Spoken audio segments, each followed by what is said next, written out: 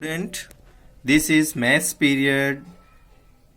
As you know, yesterday I have completed test of divisibility from 8 तक हम लोगों ने कंप्लीट कर लिया टेस्ट ऑफ डिविजिबिलिटी 2, 3, 4, 5, 6, 8 और आज हम लोग कवर करेंगे 9, 10, 11, 12, 15। ये बिल्कुल वैसे ही है सिंपल जैसे कि ऊपर बता चुका हूं। ठीक है, तो टेस्ट ऑफ डिविजिबिलिटी 9 की कैसे करेंगे? The sum of the digits is divisible by 9। तो जैसे कि मैंने कल आप लोगों को टेस्ट ऑफ डिविजिबिलिटी 3 की बताई थी ना, कि अगर 3 की डिविजिबिलिटी कब चेक करेंगे? 3 सम ऑफ ऑल डिजिट्स, जितनी सारी डिजिट दी होंगी उनको हम लोग क्या करेंगे? ऐड करेंगे। ऐड करने के बाद 3 से डिवाइड करेंगे। अगर रिमाइंडर 0 आता तो 3 से डिविजिबल हो जाता। सेम ऐसे ही वहां 3 से डिवाइड करते थे, यहां 9 से करेंगे। बस इतना ही है। जैसे 3 की टेस्ट ऑफ डिविजिबिलिटी चेक करते थे वैसे 9 की चेक करेंगे। ठीक है, तो अगर आपका 9 से डिवाइड करने पे रिमाइंडर 0 आ जाए तो इसका मतलब डिविजिबल है, अदरवाइज नहीं है। 10 से डिवाइड करने के लिए वंस प्लेस पे 0 होना जरूरी है। अगर 0 नहीं है तो 10 से डिवाइड नहीं होगा। अगर 10 से डिवाइड कब होगा? जब उसमें से लास्ट में 0 लगा होगा। ठीक है, किसी डिजिट में 0 अगर नहीं है तो वो डिविजिबल नहीं है। 11 से तो difference between the sum of its alternate digits either 0 or divisible by 11। ये थोड़ा एक समझने वाला प्रोसेस है, इसको मैं आपको समझाता हूँ कैसे करना है। एक मैंने नंबर लिखा है और इस नंबर में डिजिट्स हैं, 6 डिजिट्स हैं, है ना। 1, 2, 3, 4, 5, 6 डिजिट हैं। तो अब देखो 11 से टेस्ट ऑफ डिविजिबिलिटी चेक करने के लिए सबसे पहले क्या करना है? एक अल्टरनेट नंबर मुझे लिख लेना है। तो अल्टरनेट नंबर इसमें से 3, 8 और 6। अब इन तीनों नंबर्स को ऐड कर लो आपस में।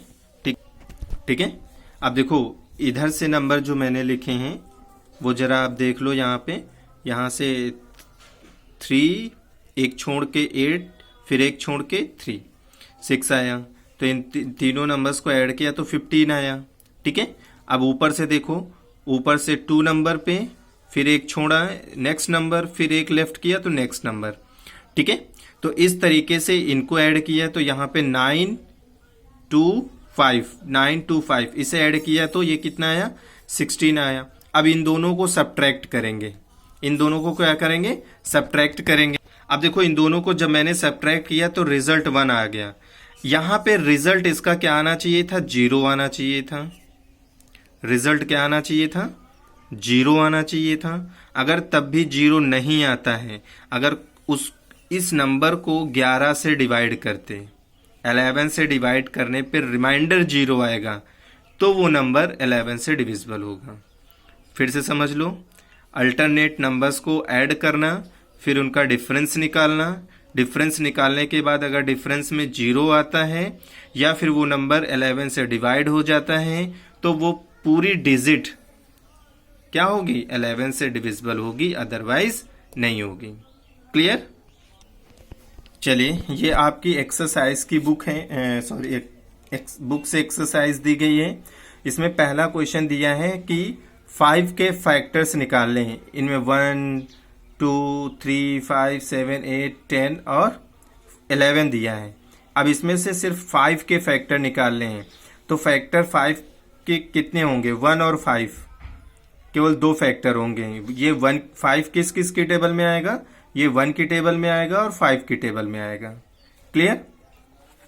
नेक्स्ट दिया हुआ है क्वेश्चन 2 में इतनी सारी डिजिट्स दी हैं और फैक्टर 6 निकालने हैं। किसके फैक्टर्स निकालने हैं? 6 के फैक्टर्स निकालने हैं। तो फैक्टर ऑफ 6, देखो 6 किस किस के टेबल में आता है? 1 और 6 की टेबल में तो आता है, साथ में 2 की भी आता है, 3 की भी टेबल में आता है। तो 1, 2, 3, 4 नहीं होगा, 4 और 5 नहीं होगा, क्योंकि 4 जो 6 है 4 की टेबल में नहीं आता है, 5 की टेबल में भी नहीं आता है।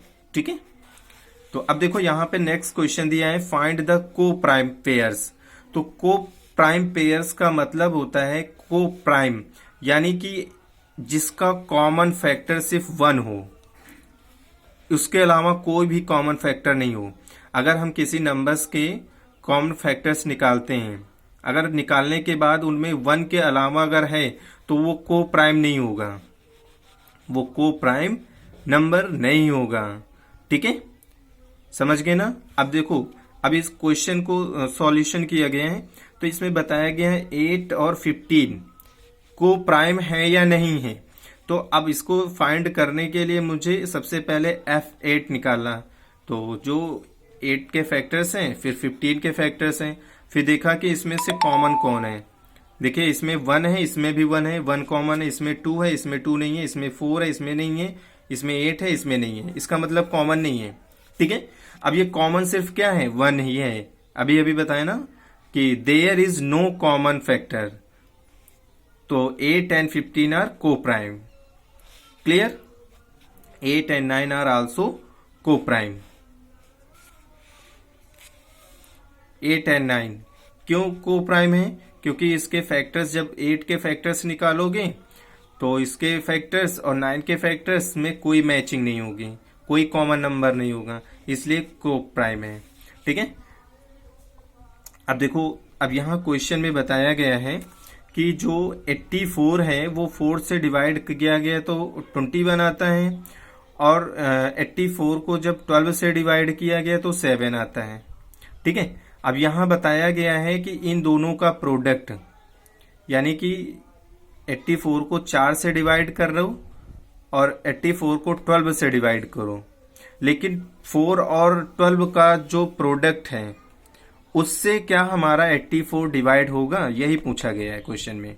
ठीक है, तो अब यहाँ पे प्रोडक्ट ऑफ 4 एंड 12 का प्रोडक्ट कितना है, 48 है। अब 48 तो निकल आया, तो अब 84 को 48 से डिवाइड कर रहा है, ये डिवाइड नहीं होगा, इसलिए क्या आ गया आंसर, नो। ठीक है, चलिए, हमारा आज का जो क्वेश्चन है, जो कल मैंने आप लोगों को पढ़ाया था कि इतने सारे डिजिट्स हैं और ग्रुपिंग में सिर्फ आपको टेस्ट ऑफ डिविजिबिलिटी चेक करना है विदाउट एक्चुअल डिवीजन से। विदाउट एक्चुअल डिवीजन से इन सारे नंबर ऑफ ग्रुप से मुझे फाइंड करना है कि कौन सा नंबर 2 से डिविजिबल है या नहीं है।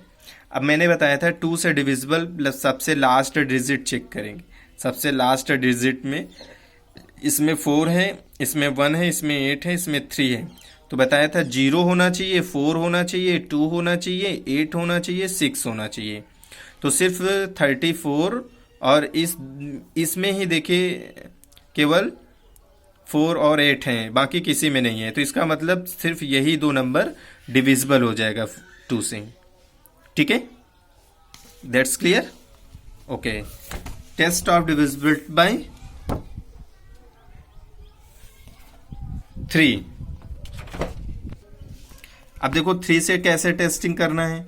3 से टेस्टिंग करने के लिए मैंने क्या बताया था, इन सारे डिजिट्स का एडिशन, अगर जो भी रिजल्ट आए उसको डिवाइड करने पे डिवाइड हो जाए। अब देखो, इसको पूरा ऐड किया तो 18 आया, 18 जो है 3 से डिविजिबल है, तो अब ये पूरी नंबर डिविजिबल हो जाएगी। यस, अब देखो 4 + 7 + 2, तो इनका एडिशन कितना आया, 13। 13 जो है 3 की टेबल में नहीं आता है, इसलिए यहाँ पे लिखा गया no, it is not divisible. 2 + 7 9 आ गया, और 9 को देखो ऐड किया गया, सॉरी 3 से डिवाइड किया गया, तो ये यस टेबल में आता है, तो इसलिए यस आ गया। 3 + 4 9, ये पूरा 21, इसका रिजल्ट कितना है 21, तो ये भी डिविजिबल है। कौन सा डिविजिबल नहीं है, सिर्फ यही डिविजिबल नहीं है। पता चल गया ना कैसे 3 की टेस्टिंग करते हैं, मुझे पता चल गया। अब नेक्स्ट 4 से हैं, 4 से कैसे डिवाइड करेंगे, लास्ट 2 डिजिट आपकी किससे डिवाइड होनी चाहिए, 4 से डिवाइड होनी चाहिए।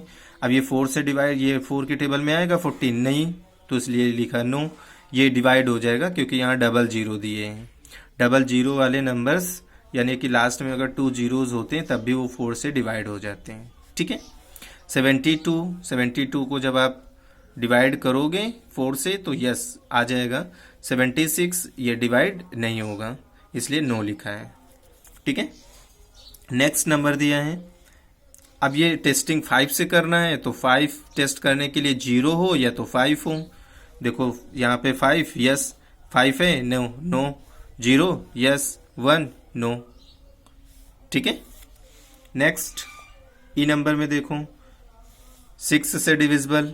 देखो 6 से डिविजिबल कब होगा, जब वो 3 से और 2 से डिवाइड हो।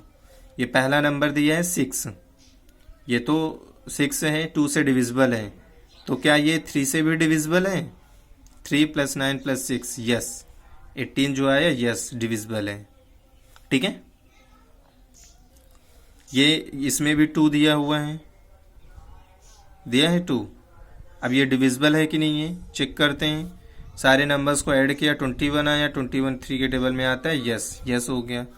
अब देखिए ये नो हो जाएगा क्योंकि ये 5 दिया है और 5 जो है 2 की टेबल में नहीं आता है, 3 की टेबल में तो आ जाएगा, ये 3 की टेबल में तो आ जाएंगे ऐड करके, लेकिन 2 से डिवाइड नहीं होंगे, इसलिए ये 6 से डिविजिबल नहीं है। ठीक है। नेक्स्ट डिविजिबल बाय 8, तो लास्ट की देखो मैंने 3 डिजिट्स ली और 3 डिजिट्स को जब ये देखिए इसमें 3 जीरोज हैं, यस ये तो हो जाएगा। 3 डिजिट्स को डिवाइड किया, यस रिमाइंडर 0, इसका मतलब ये 8 से डिविजिबल है, ये भी 8 से डिविजिबल है। अब देखो इसमें 8 से डिवाइड किया लास्ट की 3 डिजिट को, रिमाइंडर आ गया मेरा 2, तो 2 आने की वजह से ये नंबर मेरा 8 से डिविजिबल नहीं है। ठीक है। नेक्स्ट नंबर लिया, नेक्स्ट नंबर को डिवाइड किया तो उसमें रिमाइंडर आया 0, तो ये अब आपका कैसा नंबर है? 8 से डिविजिबल है। Clear, finished. आज आपकी एक्सरसाइज फिनिश्ड हो रही है, आज आप लोगों को PDF मिल जाएगी। Okay, thank you for watching this video, have a nice day.